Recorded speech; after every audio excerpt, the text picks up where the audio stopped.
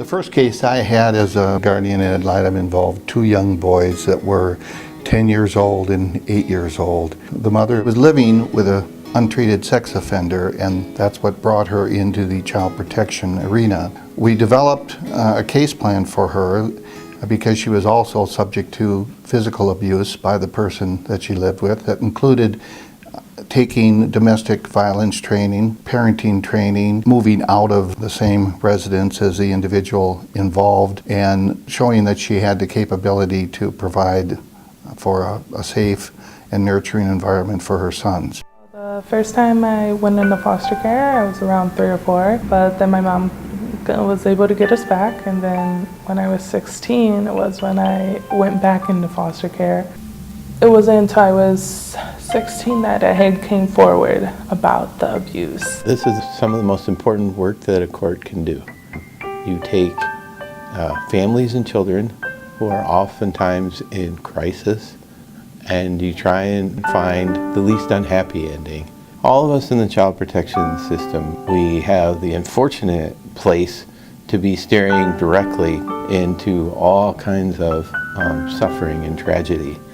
But there are occasions where when we can see a mother who's quite relieved, having pulled her life back together, and every now and then we do an adoption too, where you see some children walk out with permanent caretakers in place that they know and love and trust. Those things are what make it all worthwhile. The term CASA is an acronym which stands for Court-Appointed Special Advocates. And in Minnesota, that term is synonymous with what we refer to as Guardian Ad Litem, or GAL. My role as a Guardian Ad Litem program manager is to ensure that every child that comes before the court on allegations of abuse or neglect has a well-trained, competent, capable Guardian Ad Litem to advocate for their safety and well-being in every court proceeding.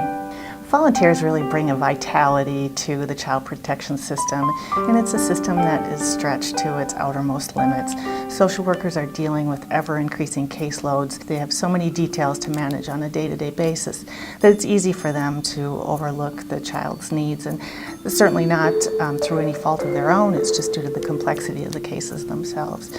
So Guardians Ad Litem bring value to the court system, and by really being the voice for that child and to making sure that their needs are addressed and that they don't get overlooked in the process. The very first thing I did was really to read over the case file that I received, make sure I understood all the details, and take a few moments to discuss the details with my case manager. And following that, I reached out to all of the individuals who were identified in the information I was initially provided. And then the most important step, I got to meet the child. And following meeting the child, I was able to meet his mother as well and do an interview to understand how they got to this point, to understand their family history, family traditions, anything that would really impact this case in the best interests of the child ultimately. Once you've done the work as a Guardian Ad Litem long enough, you see an unfortunate pattern that suggests that child abuse and neglect truly is a serious problem in our society. It's a generational problem. It's not uncommon for people who were in the child protection system as a child to represent, unfortunately, as parents with their own children who are now experiencing their own mental health issues or finding themselves in a domestic violence situation or struggling with addiction issues. That's the nature of child abuse and neglect. It undermines the very foundation of our society, and it's why we need to do this very important work, is to put a stop to it and to protect the vitality and health of our future generations of children. Guardian ad litems are needed because they not only are they independent of the court, they're independent of the family. So the guardian is really, it's just like the name, a guardian. It's a protecting angel.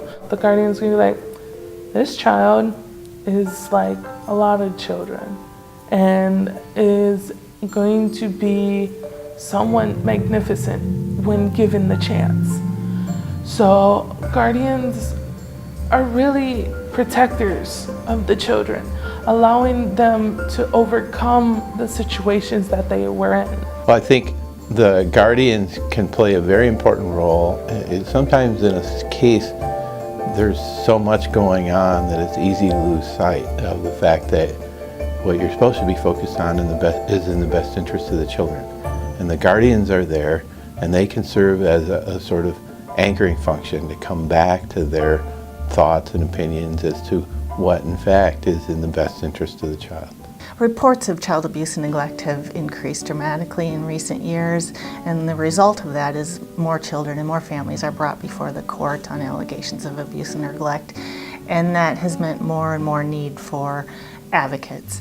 And the need is great. We simply can't bring on enough volunteers and train them quickly enough to meet the need that we're experiencing.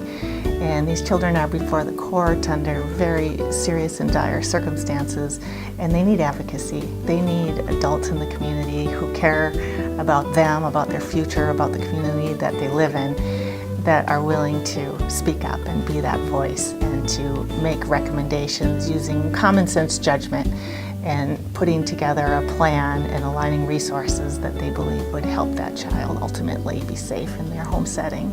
I was attracted to being a guardian ad litem because I'm an adoptee, and although my story is very different than the cases that I've gotten to work, children's rights and giving kids a voice and making sure children have permanency in the family has always been something I've been very interested in, especially since I was given that gift as a young child. Being a volunteer guardian ad litem has had a really profound impact on me personally. It's allowed me to get outside of my comfort zone, my daily life, and to really grow and develop myself as I try to help kids grow and develop and make sure that they have all those resources. It's also provided me a much deeper and greater perspective of issues that are happening within our community, challenges that different families face, and just holes where resources really need to be provided, especially within the area of mental health. The time that a guardian spends working on a case really varies depending on the complexity of the case. How many children are involved, whether all of the children are in the same foster home, whether they're in different foster homes, whether they have special needs. I currently have 5 cases that I'm handling involving 11 children, and I spend probably, on average, 25 to 30 hours a month on my guardian ad litem work. And as you get closer to a court hearing, you will spend more time because you have to write up reports, you have to appear in court. There may be delays in the court hearings. Some days you're first in and first out. Other days it takes a little more time. So it really does vary, but it's not difficult work because it's so fulfilling to meet the needs of the children that you're trying to help and the families that you're trying to help. I have experienced emotions all over, the completely are across the spectrum. Most recently, I'm excited to share I got to participate in an adoption that was a long time coming, so it was wonderful to see this family come together and to know that this child would be in safe, stable, competent, loving home. But I've also experienced painful moments, witnessing the pain that a child has dealt with and knowing that there's a lot that needs to be done to help them to heal. But you know, when you're in between the stage before they can heal, it's very, very raw emotionally, very traumatic, especially if they have been through something that you would hope that no human would ever have to go through. The first case that I had as a guardian ad litem, the mother was very concerned about being reunited with her children, and the wonderful thing about this case was that she learned how to be a better parent. She learned how to avoid putting herself in situations where she might be taken advantage of by a male companion. Certainly she learned how to avoid domestic violence situations, and she learned how to provide for her children because she had to go out and get a job, secure an apartment, manage her budget, and demonstrate that she had all those capabilities in place before the children were reunited with her.